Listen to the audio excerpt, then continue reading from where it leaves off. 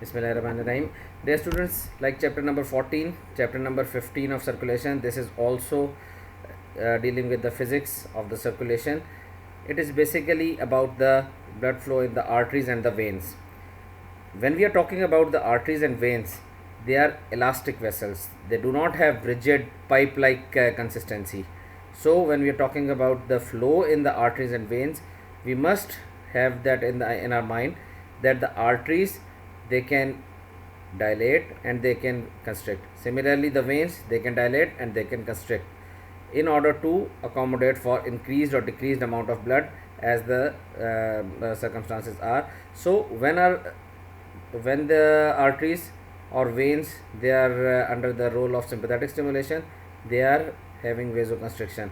On the other hand, when they are under parasympathetic stimulation, there will be vasodilation. So this elasticity is known as distensibility of the vessels.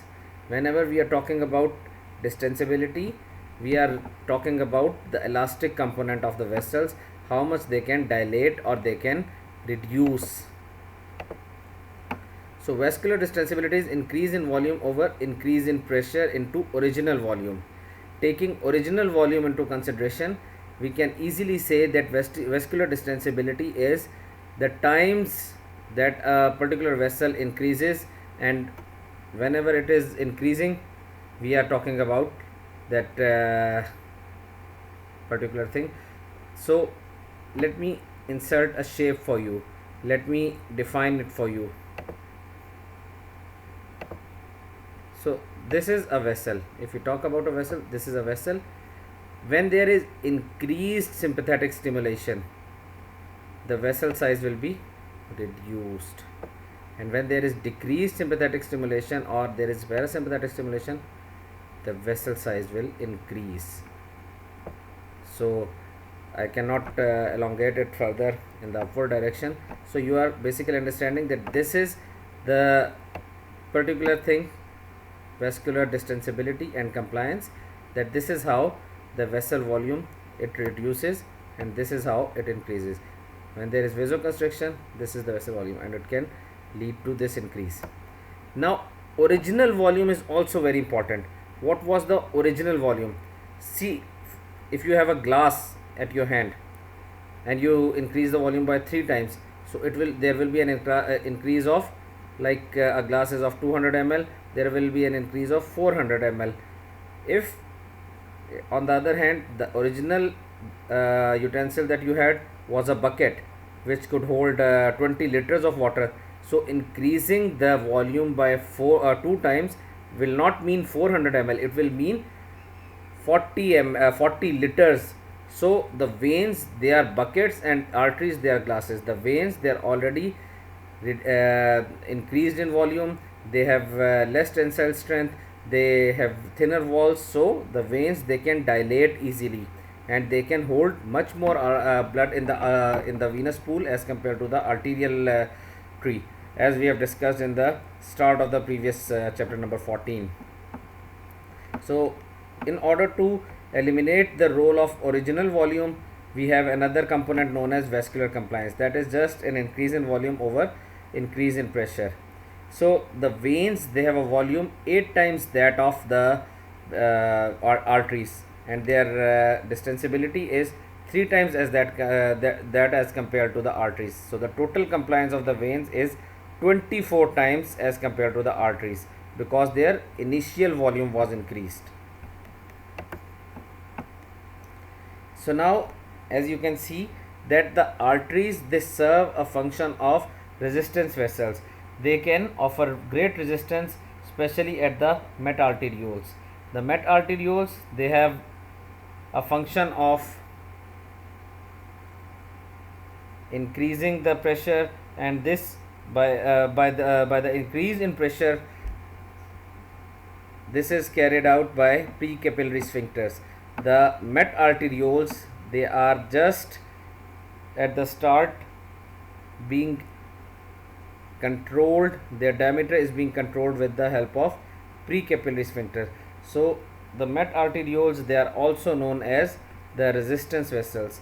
So after the metarterioles, you know that the arterial end of the capillary that starts, and finally the capillary tissue interaction takes place, the providing the nutrients which should be provided from the blood through the circulation are being provided, and the waste material are collected like carbon dioxide in the venous blood, and it is carried back to the heart. Now this is what I was talking about initially. When there is sympathetic stimulation, see how much volume has reduced, and when there is sympathetic inhibition, see how much volume has increased. And similarly, there is a difference between the venous system. This blue graph is for venous system and this is for the arterial system. When there is sympathetic stimulation, the pressure has increased, whereas the volume has decreased. So the sympathetic stimulation, it leads to severe vasoconstriction with an increase in pressure, and the sympathetic inhibition, it leads to a reduced pressure for corresponding volumes. Now there is another phenomena known as stress relaxation of the vessel. When there is increased blood flow to a particular vessel, that vessel starts dilating in order to accommodate the blood which is coming in an increased amount. So when there is increased volume at this particular point, the pressure increases immensely and immediately. However, after some time, the vessels, they start accommodating, they start dilating. The same phenomena that I showed you earlier, that the vessels, they will start reducing in size or increasing in size as far as the blood volume is concerned. So again, showing you this diagram. Let me fill it with red color so that you can easily understand what we are talking about.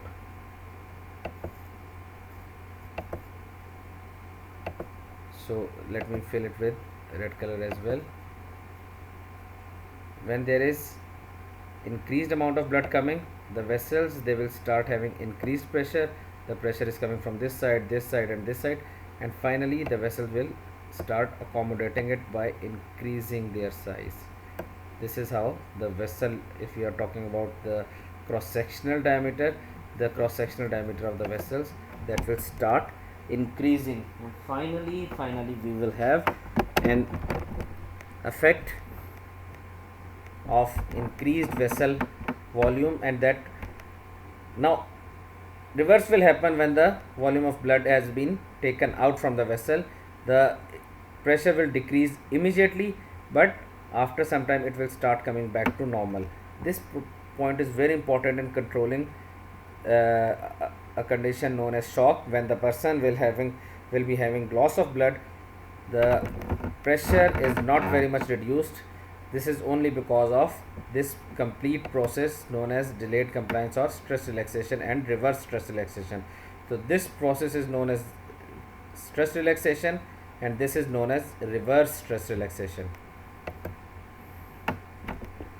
Now whenever the heart is beating, it starts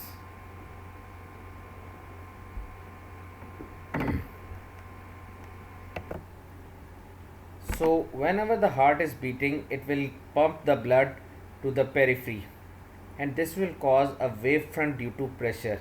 It is not the actual blood that you feel in the pulse. You all know about the pulse that you can feel against a bony prominence. Whenever an artery becomes superficial, there is a pulsation on each heartbeat. It corresponds to the cardiac functioning, the cardiac beat.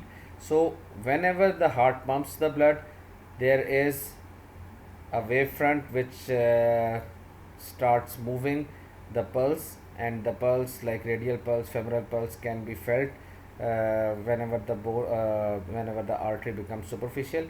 So this particular wavefront is because of the constant beating and pressure of the heart. Like if you start dipping a pencil in the center of a tub, a wavefront will be formed at the periphery. It is not the actual water coming from the center to the periphery which is causing the wavefront. It is just a pressure pulsation that is formed. So this particular pressure pulse it corresponds to the same cardiac cycle that you have studied already when you were studying heart. Now this is a record of the aorta, and after the aorta this pulse is transmitted to the rest of the arterial tree like this. In these different vessels, the arteries will be transmitting the pulse. So this is the proximal aorta, this is the femoral artery, this is the radial artery, these are the smaller arterioles, and these are the capillaries which have the least effect of the pulse. However, in certain diseases the pulses, they may increase or decrease markedly, like in arteriosclerosis, patent ductus arteriosus, aortic regurgitation. All of these will be studied later. And on the other hand, in aortic stenosis the pulse is quite dampened.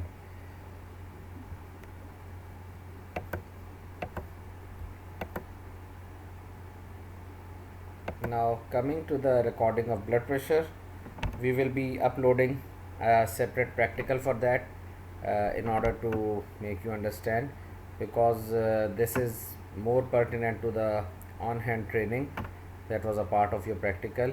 And whenever the college reopens, we will be having detailed on-hand practice of blood pressure. So we are skipping this part for now. Going on to next slide. The pressures, the diastolic and the systolic pressures, they are the two pressures that you have already seen in the cardiac cycle. So the mean is nearer to the diastolic, because remember from the discussion of cardiac cycle that the diastolic pressure, that this was for the 2/3 of the cardiac cycle. So it gradually and very slightly increases with age.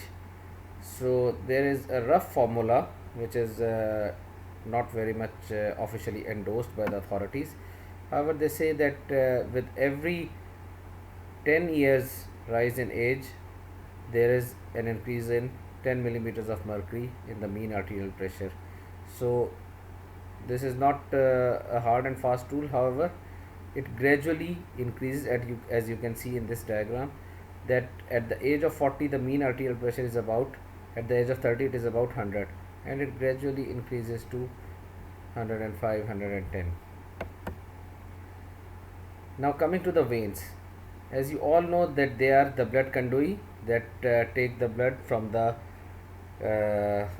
periphery back to the heart. Then they are the blood reservoirs. As we have just studied about the capacitance, the veins, they can accommodate a large amount of blood. Similarly, the veins, they have a function of pumps as well. As you may recall from your study of anatomy, that gastrocnemius and soleus muscles, while walking, they act as a peripheral heart, they act as a pump. So the pressures, they vary along the venous tree, as you can see in this diagram, that the pressure above the heart is subatmospheric or minus or in negative. So the pressure in the sagittal sinus is minus 10 millimeters of mercury, whereas the gravity has a positive effect as the veins go downwards.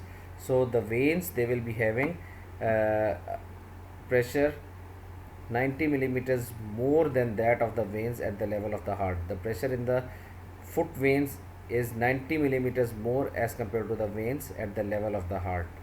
So this is a pressure effect of the gravity. When we are talking about the pressure effect, it is not possible to take the blood from the periphery back towards the heart without this positive effect. Plus there is the presence of valves. These valves, they protect the backflow, and these, they also help in the protection from varicosities. Now the blood reservoirs, apart from the veins, they are spleen, liver, large abdominal veins, and skin. So this is all from chapter number 15. Hope you will read this, and we will be having a test very soon. Thank you very much.